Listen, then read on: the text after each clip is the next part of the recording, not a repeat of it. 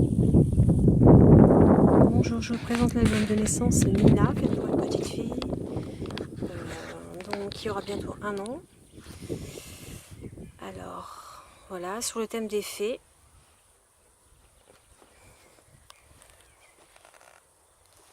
Alors j'ai mis un petit pompon sur le côté. Voilà, que de biberons, 2 petits pompons normalement. Ah, on va essayer. Le petit A, les tétines, voilà. Je les finis simplement avec 2 petits cœurs. J'ai essayé de faire quelque chose d'assez simple parce que comme c'est pour offrir un enfant, je veux pas non plus que ce soit trop criard. Voilà, donc on va ouvrir. Alors, petit nœud fait à la fourchette. Vous pouvez voir le tuto sur internet. Ensuite, relié par des rubans organza plus du couleur Vichy. On y va. J'ai juste bougé un peu parce que c'est gênant. J'avais plus assez de papier. Donc thème des fées et des licornes. Donc là j'ai simplement laissé ça comme ça. On peut très bien y mettre un faire-part de naissance. Et de l'autre côté pareil, le recto et verso. On peut utiliser la couverture de ce type. J'ai fait un tag pour chaque page. À l'origine je devais faire 4 pages et je me suis trompée, j'ai préparé pour 5 pages. Donc voilà, c'est à peu près dans le même style. Là j'ai fait le style de la petite première page avec une attache parisienne en forme de main et là-bas de pied. Hop, on ouvre, pardon, il y a du vent, je suis dehors, c'est pour pas gêner ma fille. Voilà, et là, ça doit être un tuto de, je sais plus de qui, j'avais dû voir ça. Ça doit être Cécile Courtine, cette page-là. Donc voilà, c'est un album de, c'est une cascade, je ne fais pas trop voir. Je vais pas vous ouvrir les pages systématiquement, ça sert pas à grand chose. Celle-ci, en fait on peut y mettre une photo soit verticale, soit horizontale, en décalé un petit peu. Là l'idéal c'est de mettre une petite photo je pense. Hop, on y va, encore une photo. Là on peut y glisser aussi ici une photo. Là également, on peut aller dans tous les sens, ça s'ouvre, il y a quoi faire. Ah, ça c'est en V, c'est pour des photos 11 par 16. Hein. J'ai juste mis la dimension comme ça retirait, je vais gommer. J'ai oublié.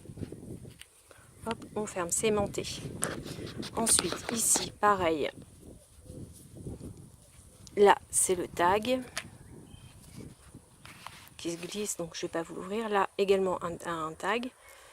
Je ne vais pas trop l'ouvrir, celui-ci, ça ne sert pas à grand-chose. Ensuite, ma princesse.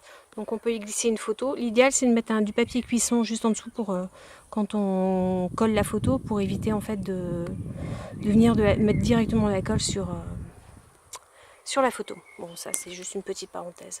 C'est pour protéger. J'ai fait ça. Pour ceux qui connaissent pas quoi. Enfin maintenant je crois que vous connaissez une bonne partie des techniques. Là, une petite étoile. Il était une fois. Le tag. Et et la petite couronne. Je ferme. Hop, on vient, pareil, encore un autre tag. Hop, sur le côté. Voilà. On ouvre, on peut encore y mettre une photo. 4 photos ici. Plus une photo qui vient se mettre. Hop, hop, hop, attention mes doigts. Ici. Recto version, et on peut encore en rajouter. Hein. Encore un tag. Hop, hop, hop, j'ai du vent qui m'embête. Alors soit on met j'ai mis un tag blanc dans l'enveloppe que j'ai fait sur le côté, on marque un mot, soit on met une petite photo derrière, c'est comme vous souhaitez. Et j'ai fait une enveloppe aussi avec plein de, comment dire, avec plein de tags, plein de tampons, ce genre de choses pour venir agrémenter. Parce que comme j'ai pas les photos sous la main, c'est un petit peu plus délicat. Là, tout simplement une carte. Avec la flippette, on tourne, on ouvre, voilà. Tiens, je crois que ça, j'ai dû voir le tuto sur Béatrice Scrap jusque du scrap. Donc, si vous êtes intéressé, elle fait de très très bons tutos. Et là, encore, et voilà. Donc là, je me suis pas gênée, j'ai fait les petites fées dans des roses. J'aime bien ça. Voilà. Il y a encore de quoi faire. Hein. Il y a plein de déco que j'ai fait sur le côté. Il y a encore un tag qui est encore en train de sécher. Donc je pourrais pas vous le montrer. Là, câlin. J'ai dû alterner, changer le tag de place parce que voilà, je l'ai colorié à la craie, hein. Craie pastel. Là, on enlève ici. On a un livret pour y mettre des photos. Hop, hop, hop. Hop, 4 photos, comme on veut. Recto, verso, à souhait. Là, on ouvre, on a encore, oui, le banquet qui nous embête. On a encore un petit ruban d'organza. Hop, et on peut y mettre encore pas mal de petites photos. Tout un tas de petites photos. Ah, mais viens ici, toi, tu m'embêtes. Alors, une photo.